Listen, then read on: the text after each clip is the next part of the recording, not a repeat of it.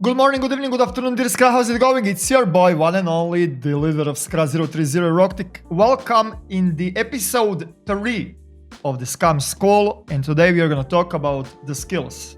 We're going to go briefly through all of the different skills and all of the important things that you need to know for every single individual skill in SCUM. So without any further ado, let's just jump right into it.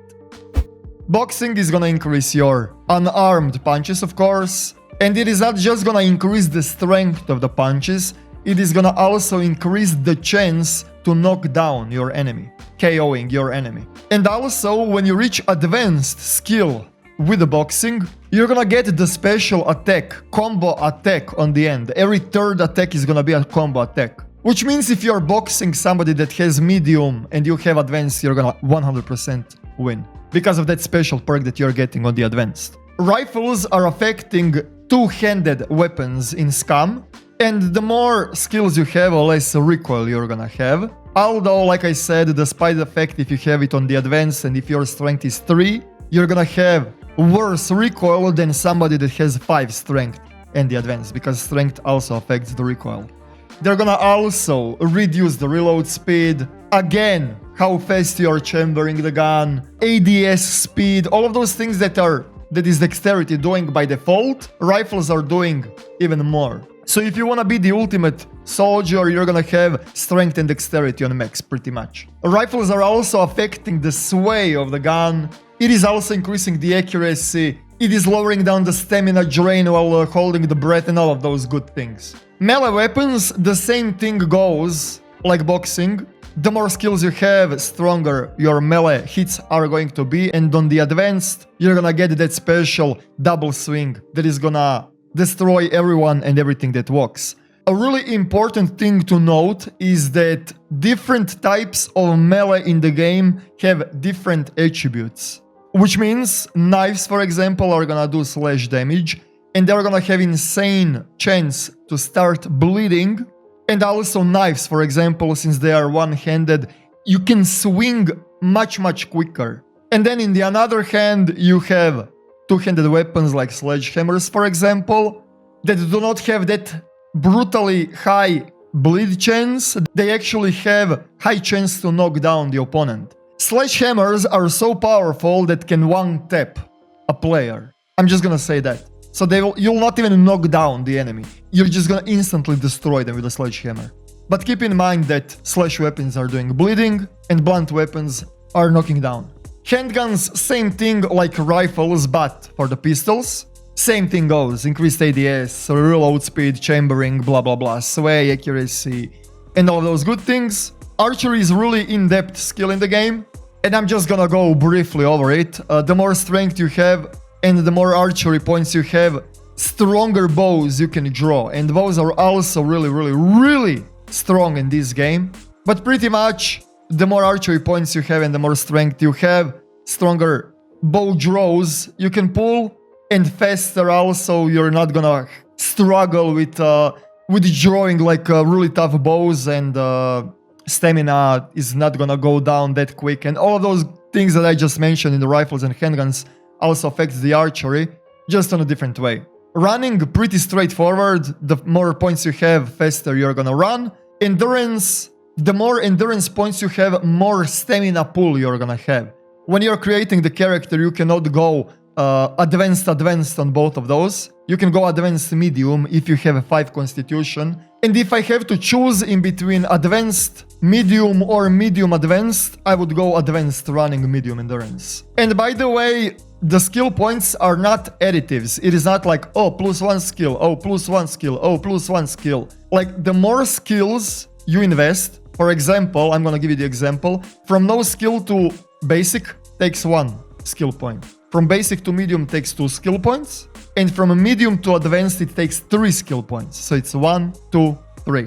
And the more skill points you invest, it is actually worth it. The skill attributes are multiplicative, so the difference in between medium and the advanced is twice better than in between basic and medium.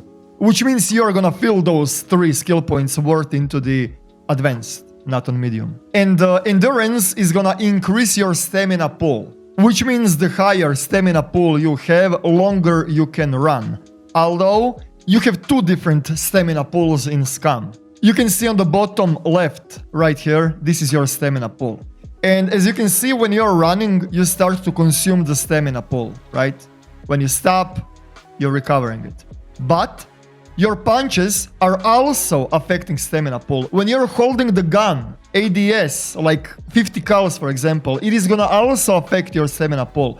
So this stamina pool on the bottom is actually two stamina pools. Your leg stamina and your arm stamina. Which means the higher endurance you have, it is gonna also affect your melee and drawing and all of those things. And which means right now I'm really exhausted because I'm spamming left click, and when I stop, it is gonna recover much quicker. This stamina pool recover right here is hand stamina pool.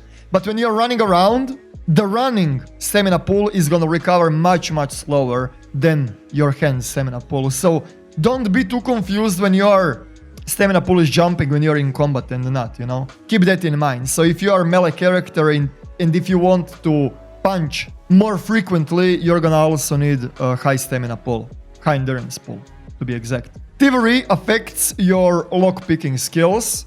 You're gonna need screwdriver and lockpicks to start with lockpicking, and military areas like lockers are gonna require like rusty lockpicks. And you don't need thievery at all if you wanna unlock the airdrops and all of those things. With no skill and a little bit of a practice, you're gonna unlock any lock in the game right now. Although for the base raiding, the difficulty of those locks is completely different, and the golden rule pretty much is you have three different tiers of lockpicks. You have rusty ones, silver ones, and gold ones. Rusty ones are gonna be unlocked with the basic, silver ones are gonna be unlocked with the medium, and golden ones are gonna be unlocked with the advanced. I'm not gonna say that it is gonna be the same difficulty with unlocking golden ones like rusty ones. No, it won't. You're pretty much gaining more time to lockpick. Driving is affecting, of course, your capability of driving the vehicles. It is gonna affect the vehicle handling. And yes, there are different handlings when it is rainy, when it is dry, when you're driving on the snow, for example. Which means if you have no skill, it is gonna be a living nightmare to drive the vehicle during the snowstorms on the snow, for example.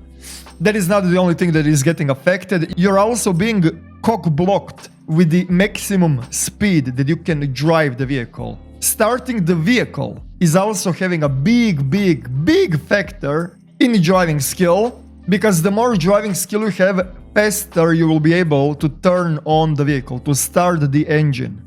And also, when you're climbing uphill with the vehicle, there is also a penalty on the speed that you are driving upwards, but also, the lower driving skill you have, there is a higher chance that your vehicle will shut down when you're driving uphill.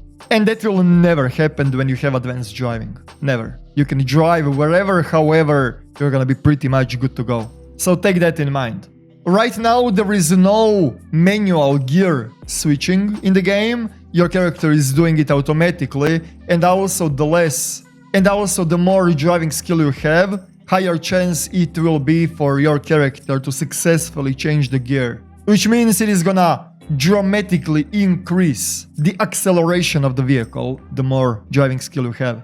Demolitions is everything that has to do with the bombs. The more demolition skills you have, more time you're gonna have to defuse the bombs. With the higher demolition skills, you're gonna also gain the special blueprints that only you can craft, that are skill locked. And also, the more demolition skills you have, your bombs that you create are gonna deal even more damage and higher blast radius. So disarming, creating bombs, creating stronger bombs, and also arming bombs. All of that affects demolitions. Throwing, you have throwable weapons in the game, and you have also grenades, of course. And the more throwing you have, further you can throw the grenades, further you can throw the spears, and also the higher throwing, more damage the spears will have. Back in the days, spears were overpowered and every single naked guy was throwing spears. Right now that is not the case, because archery is in the game now. But another thing that is worth to mention about the throwing,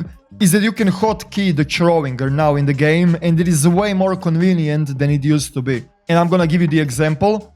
You have a rock, for example, you can put that rock in the hotbar here, and then when you click throwing mode here, when you click this, and then you select 0, I clicked 0 to select the throwing, what I wanna throw. And on the right side, whatever is on G is your hotkey to throw something immediately. And you have two different types of the throw. You have this throw, that's just G.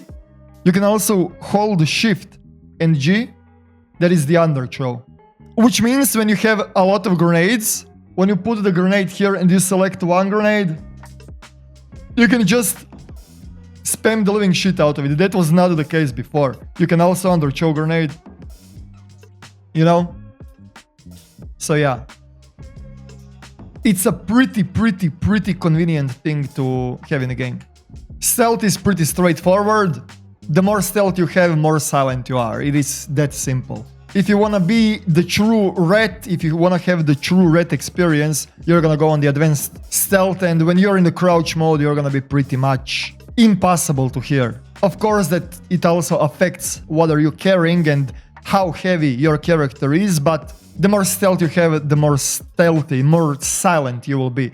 And also, the more stealth you have, there is less chance that you're gonna attract AI. Awareness is complete opposite, and the more awareness you have, the more muffled that ambient noise is going to be, which means it is gonna be much easier for you to hear other people around you. You're gonna be able to hear footsteps much easier than when you do not have awareness at all. Also, when you're in the awareness mode, when you're holding the right click button, the items around you are gonna be highlighted. I'm gonna briefly explain that also. So when you're in the awareness mode, you see how the items are getting highlighted? You see this? That is because of my awareness. The more awareness you have, you will be able to detect those things in the further distances. And also, searching for the another gear is not the only thing.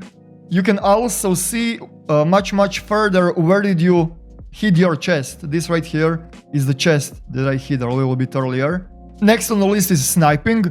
Sniping does not affect sniper rifles. It doesn't affect like Kar 98 and all of those things. I mean, it does, but kinda not. Sniping affects scopes. How skillful you are with the scopes. So when you ADS with a gun, you're gonna get that zeroing things. When you double click the shift, you're gonna get the range. And it is gonna be pretty much immediate when you have a high sniping skill.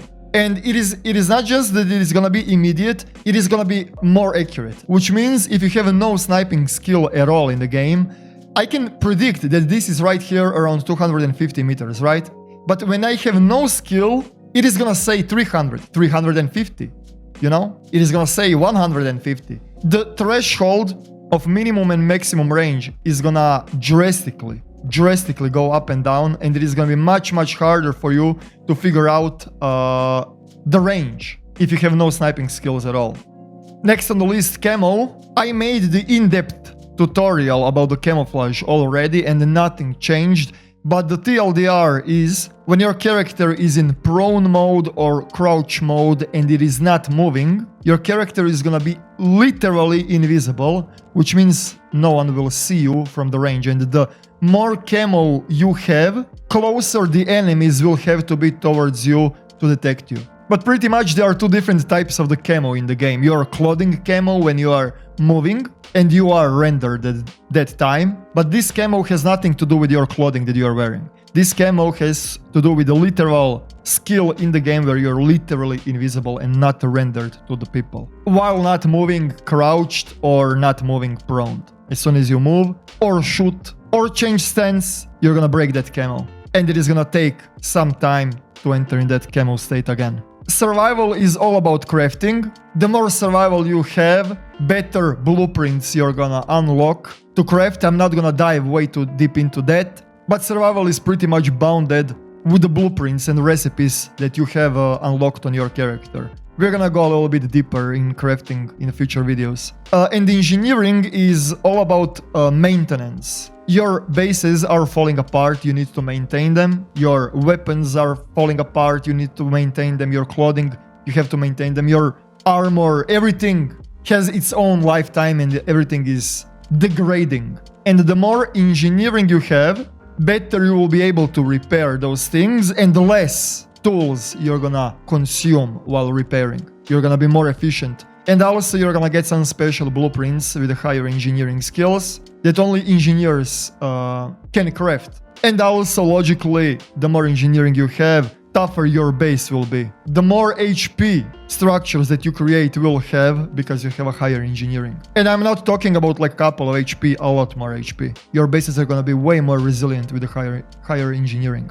But probably the most important one is that you can craft golden locks with higher engineering. Right now at this moment, you need advanced engineering to craft golden locks. Silver locks are medium, rusty locks are basic.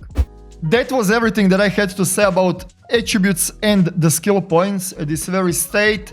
Now when you have the knowledge of everything, how it works, I'm gonna give you a couple of pointers in the future videos about the best builds that should fit your playstyle. I hope that you guys learned something new from this one. Subscribe for even more content. Thank you guys for watching and see you in the next SCUM School. Eroktic out.